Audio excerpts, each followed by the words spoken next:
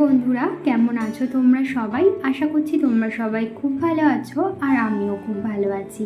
আমার channel life ক্যাপচারের নতুন একটি ব্লগে তোমাদের সকলকে জানাই অনেক অনেক স্বাগত আর অনেক অনেক ভালোবাসা। ঘড়িতে এখন সময় সকাল 6টা। ঘুম থেকে ওঠার সাথে সাথেই চলে আসলাম ওপরে, আর ওপরে এসে না সবার আগে জানলাগুলো খুলে দিয়েছি। তারপরে ওই যে খাটটা একটু ঝেড়ে নিলাম, আর এখন দেখো ঘরটা ঝাড় দিয়ে নিচ্ছি। আর কেউই এখনো ঘুম থেকে উঠেনি, সবাই ঘুমাচ্ছে। আর সেই ফাঁকে আমি তাড়াতাড়ি করে কাজগুলো সেরে নিচ্ছি। ঘুম থেকে ওঠার পর নিচের ঘরটা না প্রথমে আমি ঝাড় দিয়ে মুছে রেখে তারপরে ওপরে এসেছি। এবার ওপরের ঘরের কাজগুলো সারতে সারতে নিচে গিয়ে আর যা বাদবাকি কাজ আছে সেগুলো সারবো। ঘরটা ঝাড় দেবার পর এখন ঘরটা মুছে নিচ্ছি। কালকে রাত্রেই না রান্না বান্নার পর যে কটা বাসন হয়েছিল আমি কিন্তু সমস্তটাই মেজে রেখেছিলাম। রাত্রেবেলা বাসন মেজে রাখলে কাজের কিন্তু অনেকটাই সুবিধা হয় সকালবেলা উঠে। তো ঘর ঝাড় দিয়ে আমার মোছা হয়ে গেল, ব্যাস ওপরের কাজ এখনকার মতো কমপ্লিট। বাসন রয়েছে ওই যে কালকে খাওয়া দাবার পর যে কটা বাসন হয়েছিল, খাওয়া দাবার পর না আর মাজিনি, তো সেই কটা বাসনই এখন মেজে আমি চলে যাব নিচে। বন্ধুরা, তোমরা যারা এই পর্যন্ত আমার ভিডিও দেখলে, তোমাদের আমার ভিডিও যদি কোথাও ভালো লেগে থাকে তাহলে আমার ভিডিওটিতে একটি লাইক করতে পারো আর কমেন্ট করে জানাতে পারো আমার ভিডিও তোমাদের কেমন লাগলো। যদি কোনো নতুন বন্ধু আজকে প্রথম আমার ভিডিও দেখে থাকো আর আমার ভিডিও যদি তোমাদের কোথাও ভালো লেগে থাকে তাহলে আমার চ্যানেলটিকে সাবস্ক্রাইব করে রাখতে পারো এরকম নতুন নতুন ডেইলি ব্লগ রোজ দিন দেখবার জন্য। এই যে দেখো, যেমন বলা তেমনি কাজ। ওই যে বললাম না অল্প কিছু বাসন আছে সেগুলোই মাজবো, তো সেগুলো না এখন মেজে নিচ্ছি। আর কালকে রাতে ভাতটা উপর দেওয়ার পর যে ফ্যানটা হয়েছিল, তো সেই ফ্যানের মধ্যে না কিছুটা সার্ফ দিয়ে আমি রান্নাঘরের যে হাঁড়ি করার ধরার ন্যাকড়াগুলো ছিল সেগুলো না সারা রাত ভিজিয়ে রেখেছিলাম, সেগুলোই এখন ধুয়ে দেব। এটা না শনিবারের ভিডিও, তো শনিবার দিন তো আমরা নিরামিষ খাই, তো সেই কারণেই আরও বেশি করে এই যে হাঁড়ি কড়াই ধরার ন্যাকড়াগুলো ধুয়ে দেওয়া। তো এই তো, আর কালকে রাত্রেই না আমি রান্নাবান্না শেষে গ্যাসটার সমস্তটা সার্ফ দিয়ে মুছে রেখেছিলাম। তো এখন দেখো ওপরের কাজবাজ হয়ে গেছে। এখন ওই যে বালতিটা দেখলে আমি হাতে করে নিয়ে যাচ্ছি, ওতে না রান্নাঘরের যে সমস্ত যাবতীয় নোংরা, যেমন ধরো এই প্যাকেট, তেলের প্যাকেট, সুজির প্যাকেট, এই সমস্ত কিছুর প্যাকেট, সবজির খোসা, এঁটো জল যা যা হয় আর কি, তো সেগুলো না ওই বালতিটার মধ্যে ফেলা হয়। তো ওই বালতিটা নিচে নিয়ে গেলাম, বালতিটার যে নোংরাগুলো সেগুলো ফেলে আবার বালতিটা ধুয়ে ওপরে নিয়ে আসবো। আর এখন এই যে সিঁড়িটা ঝাড় দিতে নিচে নামছি। সিঁড়িটা তো ঝাড় দেওয়া হয়নি, তো এখন সিঁড়িটা ঝাড় দেবো। আর ওই যে সামনের যে উঠানটা আছে ওইটাও ঝাড় দেওয়া হয়নি, তো ওই তো উঠানটা ঝাড় দেবো। তারপরে ওই উঠানটা একটু জল দিয়ে ধুয়ে স্নান করতে চলে যাব। আর নিচের ঘর তো ঝাড় দিয়ে মুছেই রেখেছি, তোমাদের আগেই বললাম। শুধু ওই ঘরের সামনেটা না মুছিনি, কারণ ওই যে সিঁড়ি ঝাড় দিলে তো আবার নোংরা পড়বে, তো সেই কারণে ঘরের সামনেটা আর মুছিনি। এই যে এখন সিঁড়িটা ঝাড় দেওয়া হয়ে গেল, এখন ঘরের সামনেটা একটু মুছে তারপরে উঠানটা জল দিয়ে ধুয়ে দেবো। বন্ধুরা, এখন কিন্তু সেরকম একটা বেশি বেলা হয়নি, এখন হয়তো ঘড়িতে 7টাও বাজেনি। আজকে যখন আমি স্নান করে বেরিয়ে ঘড়ি দেখেছি সাথে সাথে, তখন দেখি কি ঘড়িতে ওই 7:10 মতো বাজে। তো ঘড়ি দেখে আমি ভাবছি যে অন্যান্য দিন তো আমি এরকম টাইমে ঘুমিয়েই থাকি, ঘুম থেকে উঠি না।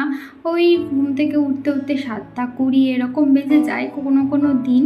কিন্তু দেখো, ঘুম থেকে যদি একটু কষ্ট করে তাড়াতাড়ি ওঠা যায়, ঘুম থেকে তো উঠতে ইচ্ছা করে না, আলস্যি লাগে, তো তবুও যদি আলস্যি কাটিয়ে একটু তাড়াতাড়ি ঘুম থেকে ওঠা যায় তাহলে কিন্তু সকালেই এই বাসি কাজগুলো একটু তাড়াতাড়ি হয়ে যায়। আর তাড়াতাড়ি কাজ হয়ে গেলে কিন্তু, সকালের কাজ যদি তাড়াতাড়ি হয়ে যায় তাহলে কিন্তু সারাদিনের কাজও তোমার তাড়াতাড়ি হয়ে যাবে। তো যাই হোক, দেখো আমি স্নান সেরে চলে এসেছি আবার উপরে। আর উপরে এসে সবার প্রথমে ঠাকুরটা জাগিয়ে নিলাম।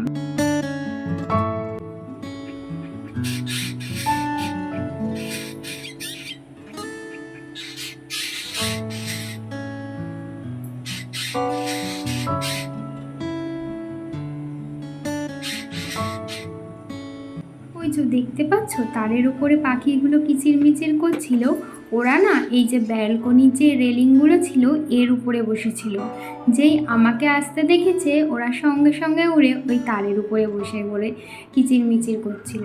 তারপরে দেখো আমি যেই আরেকটু কাছে গিয়ে জামা কাপড়গুলো মেলতে শুরু করেছি তারপরে না ওরা উড়ে চলেই গেল। তো আমি বেশ কিছুক্ষণ না ওখানে দাঁড়িয়েছিলাম, আসিনি। আমি জানতাম যে আমি আসলেই ওরা উড়ে চলে যাবে।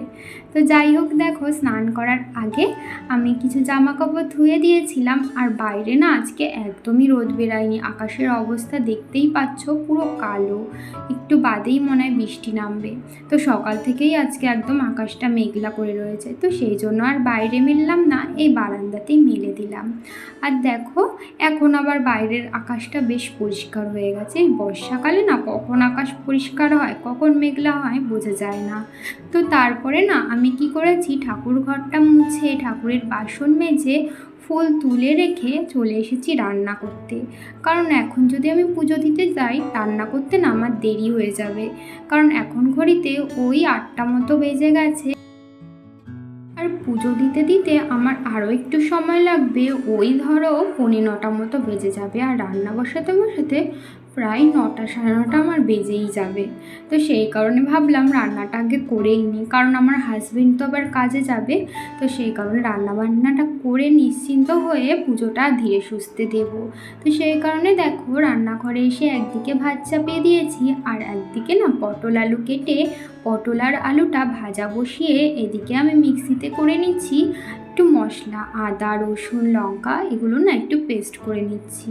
আজকে আর হাতে বাটলাম না, কারণ হাতে বাটতে না একটু টাইম লেগে যাবে। তো সেই কারণে তো ওই তো দেখলে ভাতটা বসিয়ে দিয়েছি। আর এদিকে দেখো পটল আলুর তরকারিটা করবার জন্য আমি কড়াইয়ে দিয়ে দিলাম তেজপাতা, শুকনো লঙ্কা, জিরে আর একটুখানি দারচিনি ছিল সেটাই দিয়ে দিলাম। আর ওদিকে মশলার কৌটোটা খুলে দেখলাম হলুদ না বাড়ন্ত হয়ে গেছে, তাই ওই কৌটার মধ্যে একটু হলুদও ঢেলে নিয়ে এই যে দেখো মশলাটা না আমি ভালো করে কষিয়ে নিচ্ছি। মশলাটা কষানোর পর এই যে আলু পটলটা ঢেলে নিলাম। আর পরিমাণ মতো নুন হলুদ দেবার পর আলু পটলের সাথে মশলাটা বেশ ভালোভাবে কষানো আমার হয়ে গেছে। এখন দেখো পরিমাণ মতো জল কিছুক্ষণ ঢাকা দিয়ে রাখবো। এদিকে দেখো আমি তো তরকারি বসিয়ে দিয়েছি আর এর মধ্যে না আমার ছেলেও ঘুম থেকে উঠে গেছে। ওই ঘড়িতে 9টা মতো বেজে গেছে।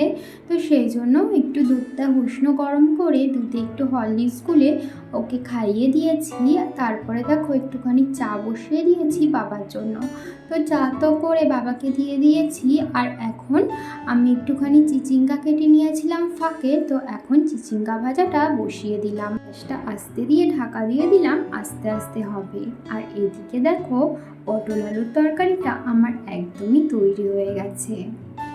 আজকে ওই রান্না করেছি ভাত, পটল আলুর তরকারি আর চিচিঙ্গা ভাজা। তারপরে দেখো রান্নাঘরের সমস্ত কাজবাজ সেরে সবাইকে খেতে দিয়ে আমি চলে এসেছিলাম পুজো দিতে। আর হ্যাঁ, পুজো দেওয়ার আগে আমি আর একবারও স্নান করে নিয়েছি, কারণ রান্নাবান্নার পর না স্নান না করে ঠিক পুজো দিতে ভালো লাগে না। তো পুজো তো আমার দেওয়া হয়ে গেছে। আর এই দেখো আমার আসল ঠাকুর প্রসাদও নিয়ে নিয়েছে। তো বন্ধুরা আজকের ভিডিওটা তাহলে এই পর্যন্তই। তোমাদের সাথে আবারও দেখা হবে নতুন একটি ভিডিও নিয়ে।